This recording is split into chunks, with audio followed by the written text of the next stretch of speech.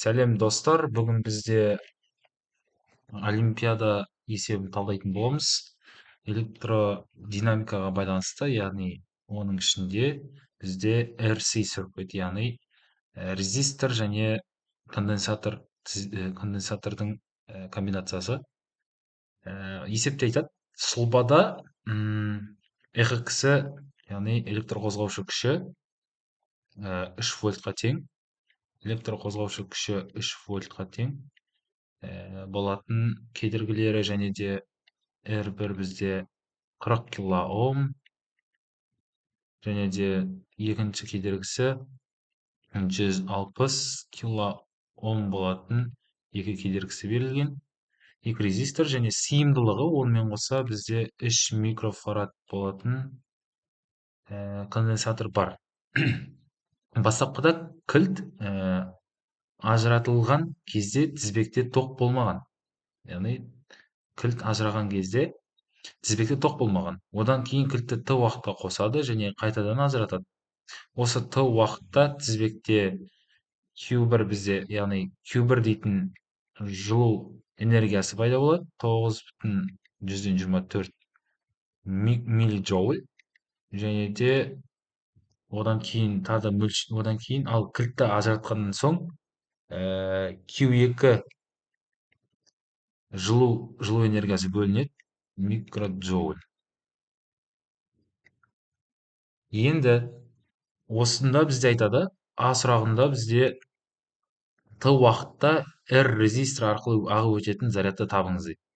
Яғни бізде мұнда суретті қайтадан сызатын болсақ, мұнда бізде мынадай бір тізбек болған. Мына жерде бізде EHX, одан кейін мұнда резистор бар. Одан мына жағында оған қарама-қарсы бетінде тағы да бір резистор R. Мұнда бізде как ключ тұр, яғни кілт қой, ажыратып қосатын рычаг. И рычаг тұр. Бұлай мына бетінде бізде конденсатор тұр. Бұл С. Так, кеттік. Енді бізде жалпы жылуларды бөліп алайық. Қай жылу қай жақтан келіп жатыр жалпы? Бізде Q1 дейтін жылу бар, айтады. Осы Т уақыт тізбекте Q1 дейтін 9,124 миллиджоуль жылу мөлшері бөлінді дейді. Бұл жылу бізде бастапқыда бұл конденсатордан шыққан болатын. Конденсатордың бойында болған жылу бұл Q2 жылу. Яғни Q2 жылу бізде мұнда. Ал Q2 жылуымыз мұнда, ал Q1 жылуымыз мұнда. Яғни резисторларға қатысты. Мына бір кішкентай резистор мен үлкен резисторға қатысты кішкентай жылуымыз бар. Q1 дейтін. Ал енді осы Q2 жылуды қарастырайық. Q2 жылу бұл бізде мәні, яғни бұл Q2 жылу қандай кезде шығады? Бұл бізде мына бір конденсатор толығымен зарядталғанда, толығымен зарядталған кезде бөліп шығатын энергия ғой, жылу энергиясы. Бұл Q2 жылу мөлшері тең болады бізде Q2 квадрат. Бізде мына конденсатор Q2 заряд болсын, ал мына бетінен бізде Q1 заряд болсын. Ол бізде бұлай жүреді. Бастапқыда I1 плюс I2 дейтін тоқтар жүрсін.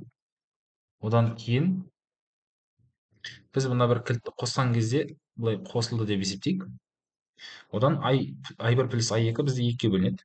I1 бұлай қарай, ал бұлай қарай I2, мысалы.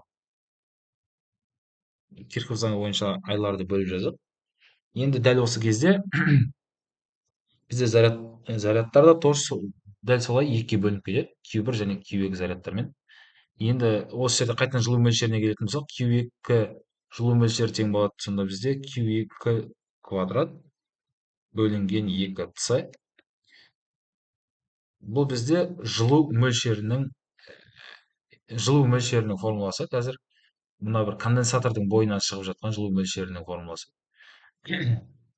Енді осының ішінен бізде егер де Q2 зарядты тауып алатын болсақ, бұл тең болады бізде түбір астында 2 с көбейтілген Q2 түбір астында. Қарапайым математика. Енді бізде жалпы Q1 және Q2 жалпы жылу мөлшері бар. Ал осы жалпы жылу мөлшері бізде ненің әсерінен пайда болып жатыр? Ол бізде Q1 қосылған Q2 жылу мөлшері, яғни мына бір жылу мөлшерімен бұл жылу мөлшері және де мына Q1 жылу мөлшері бұл екеуі қосылғанда бізде электр қозғаушы күштің жұмысына тең болады екен. Яғни Q1 қосылған Q2 көбейтілген электр қозғаушы күш, яғни ЭХК. Мынау бізде ЭКК, яғни электр қозғаушы күш. Енді дәл осы жерден бізде Q1 зарядты табу керек. Q1 зарядты тауып алайық осы жерден. Потому что бізге не сұраған бізде? Сол уақытта резистор арқылы ағып өтетін зарядты табыңыз деген. Яғни резисторларға қатысты заряд ол бізде Q1 ғой. Мұнда Q1 екіге бөліп жаздық. Q1 және Q2 зарядтар. Q1 табу керек бізге. Ал ендеше жалғастырайық. Q1 тең болады бізде Q1 қосылған Q2, яғни екі жылу мөлшерін қосамыз. Бөлінген электр қозғаушы күш ЭХК минус түбір астында 2 с Q2. Бұл бізде Q1-ге тең екен. Q1 тең болады. Дәлшін жазатын болсақ, енді математикасын шығарайық.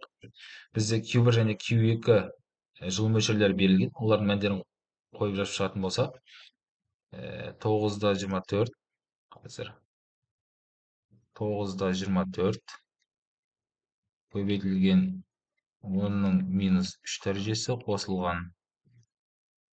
Екіншісінің мәні бізде 2 милиджоуль, яғни 2 көбейтілген 10-ның минус 3 дәрежесі.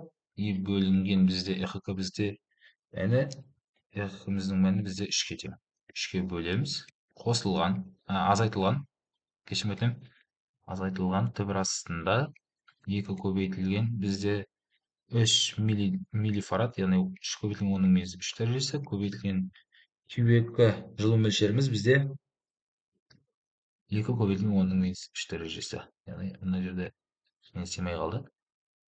10-ның минус 3 дәрежесі. Енді Q1 тең болады. Әрі қарай математикасын шығарайық. Калькуляторды ашып жіберейік.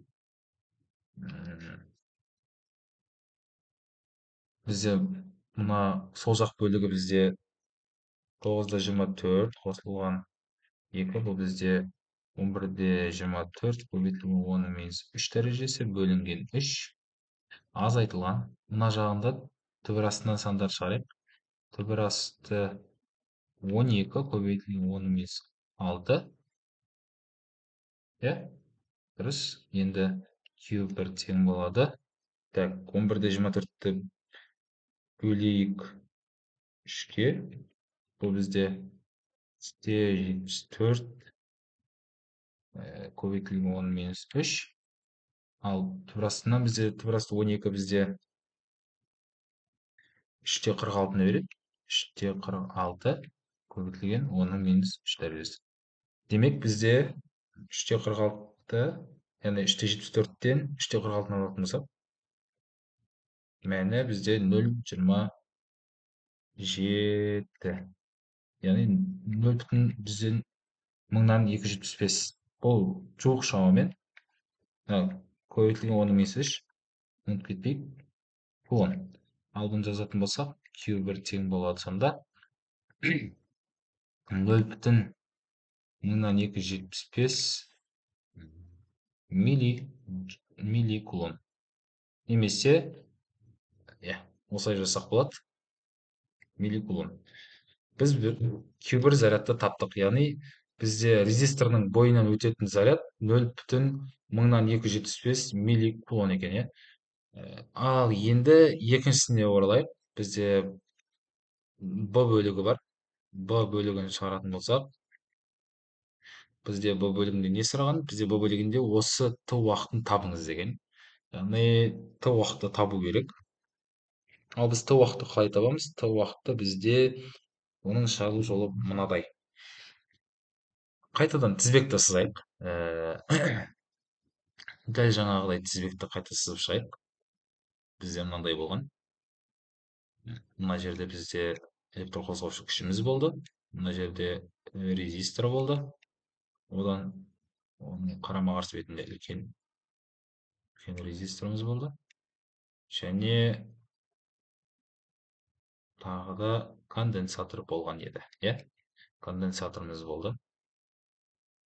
C конденсаторымыз болды.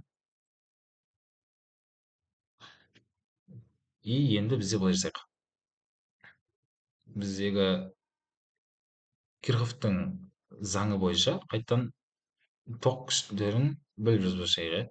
I1 қосылған I2 деп аламын басында. Одан олар 2 бөлінеді. I2 және I1 I1 болып бөлінеді.